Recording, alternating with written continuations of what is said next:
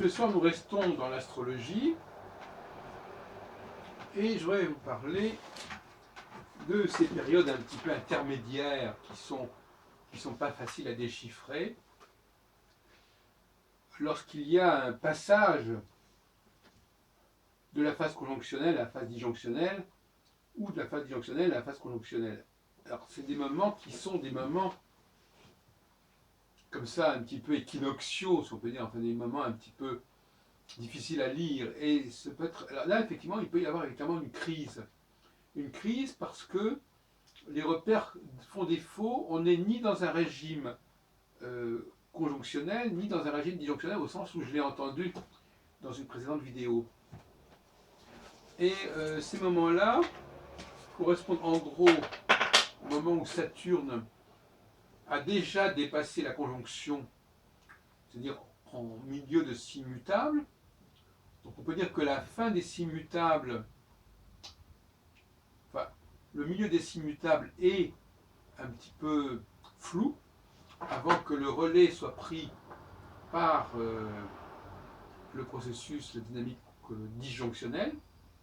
Et inversement, à la fin des signes cardinaux et au début des signes qui suivent, là aussi, on a une période un petit peu de flottement qui peut être appelée une crise. Donc en quelque sorte, la crise, c'est ce que j'appellerais l'équinoxialité, quand on ne sait pas très bien où on va, qu'est-ce qui se passe, dans quelle direction les choses se présentent. Là, il peut y avoir un problème. Ce qui fait que le paradoxe, c'est que même quand il y a une conjonction qui est l'élément central, il y a non seulement la disjonction qui est en quelque sorte le contrepoids de cette conjonction, mais il y a aussi les phases intermédiaires qui, elles, sont les équinoxes. On peut dire que la conjonction, c'est en quelque sorte l'été, la disjonction, c'est l'hiver, et entre les deux, on a l'automne et le printemps. C'est ce que j'appelais dans un précédent texte l'équinoxialité et l'équivocité. C'est-à-dire qu'il y a une équivoque. L'équinoxe, c'est quelque chose d'équivoque. C'est là que tous les chats sont gris, comme on dit. Une forme de, donc effectivement, quand l'astrologue passe par une période comme ça, un petit peu trouble, un petit peu floue, là, il ne peut pas véritablement dire des choses très précises. Parce que tout simplement, la réalité elle-même n'est pas très précise, n'est pas très lisible, n'est pas facile à décrypter.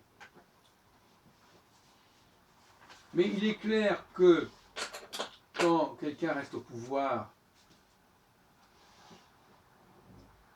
une dizaine d'années, comme ça a été le cas de Gaulle et de Hitler, qui ont d'ailleurs des points communs, puisque De Gaulle a été le dernier président du Conseil de la 4ème République avant d'être le premier président de la 5ème République, et Hitler a été le dernier chancelier du Second Reich, du Deuxième Reich, avant de devenir le premier chancelier, si on peut dire, je ne sais pas si on disait à ce moment-là chancelier, du Troisième Reich.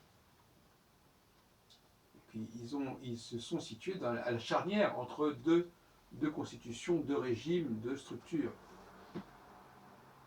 Et leur règne, en quelque sorte, a duré environ à peu près la même chose, parce que De Gaulle a régné de 58 à 69, donc 11 ans, et Hitler a régné, a gouverné de 33 à 45, c'est-à-dire 12 ans.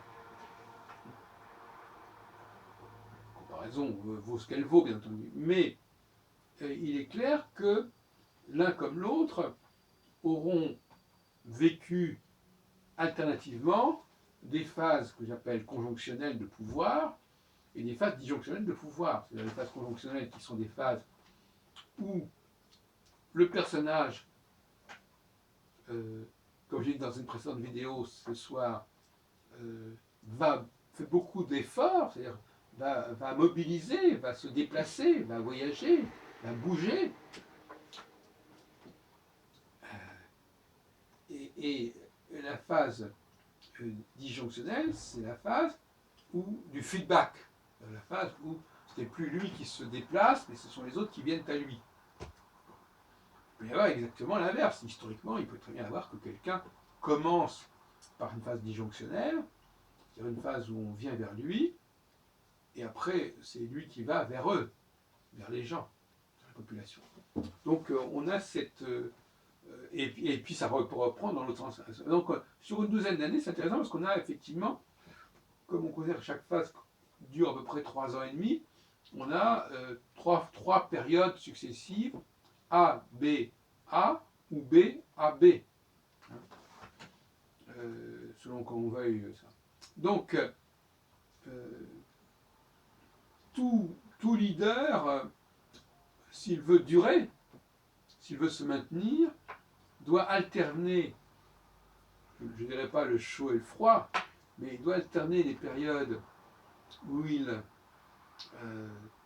va vers eux, vers les gens, il rassemble autour de lui,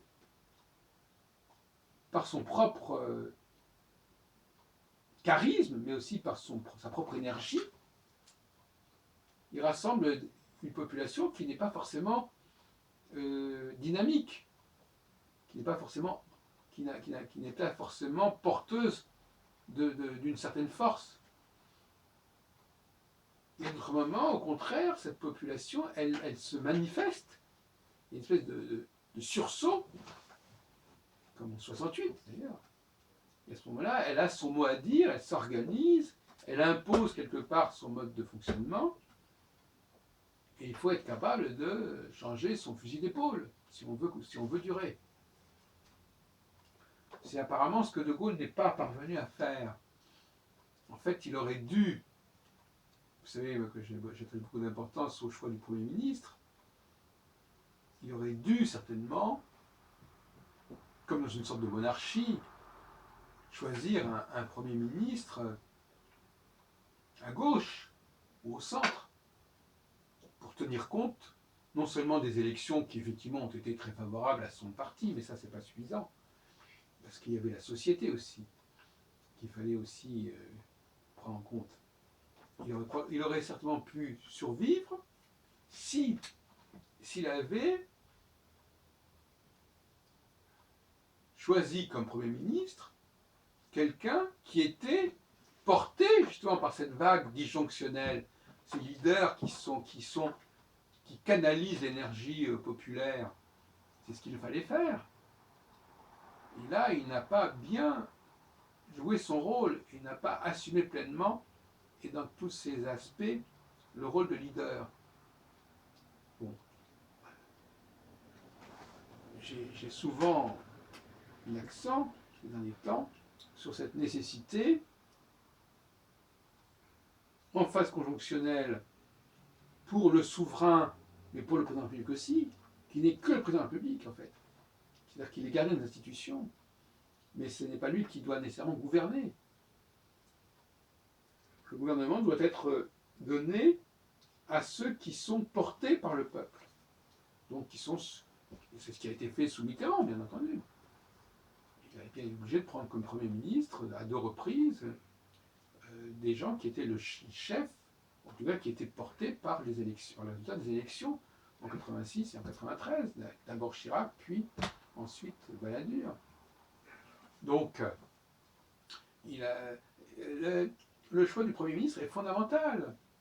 Et il y a un volant, il y a une variable très intéressante qu'il faut respecter. La République est, contrairement à ce qu'on a certaines lectures qui ont fait de la Constitution, est une Constitution visirale, qui tourne autour du choix du vizir.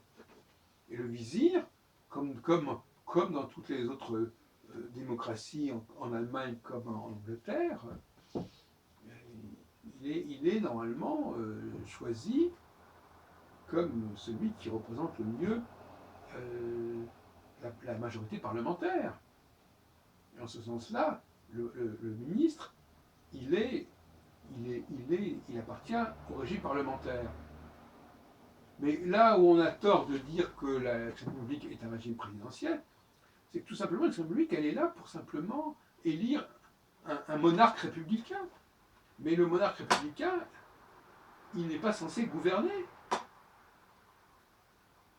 C'est là qu'il y a un problème. Même s'il est élu au suffrage universel, ça n'est pas une raison suffisante pour dire qu'il est... C'est tout, c'est une légitimité républicaine, sans doute, mais néanmoins, ça ne donne pas tous les droits. Donc la Cinquième République est un régime parlementaire qui n'est pas fondé sur une monarchie constitutionnelle, et donc le président est élu par le souverain. On a beaucoup glosé sur le fait qu'on avait changé le mode électoral du président de la République, mais c'est très secondaire en fait. Ça ne justifie pas les débordements et les dérives de la Cinquième République. Le mode d'élection n'est pas un élément décisif, contrairement à ce que certains disent. Bon, en fait, c'est tout, c'est une légitimation de la Constitution, du personnage constitutionnel qui est le président, qu'il soit élu par le suffrage universel ou qu'il soit élu par un collège de députés, d'électeurs, de grands électeurs, etc., ça ne change rien au problème. La fonction est une fonction. C'est pour ça que François Hollande, il est président de la République, point final. Maintenant, ce n'est pas à lui de gouverner. Il gouverne, il choisit le Premier ministre qui correspond à la situation. C'est tout. Que ce soit... Bon, qu'actuellement il n'y ait pas de majorité, l'opposition n'est pas majoritaire, donc il n'y a pas de raison de choisir un chef de gouvernement de droite, ou même du centre. Mais s'il avait fallu, ça aurait été fait. Par exemple, Giscard d'Estaing, en 1978, puisqu'on était à l'époque encore dans un septennat, avait dit que si jamais le PS gagnait les élections législatives de 1978, eh bien, il accepterait de prendre un Premier ministre de gauche. Pas un problème. Hein, ça n'a pas été fait, mais ça sera fait ensuite par Mitterrand, et ça sera fait par Chirac en 1997, quand il va perdre les élections législatives à la suite de cette malheureuse dissolution, mais de toute façon qui aurait eu lieu un an plus tard. Et c'est ça qui a d'ailleurs abouti à ce qu'on passe au quinquennat. Enfin bon, c'est notre problème. Donc, nous avons deux puissances qui jouent leur rôle. Tantôt, c'est le chef qui va rassembler autour de lui le peuple. Tantôt, c'est le peuple qui va se donner un chef. Et ça peut être la même personne dans les deux cas.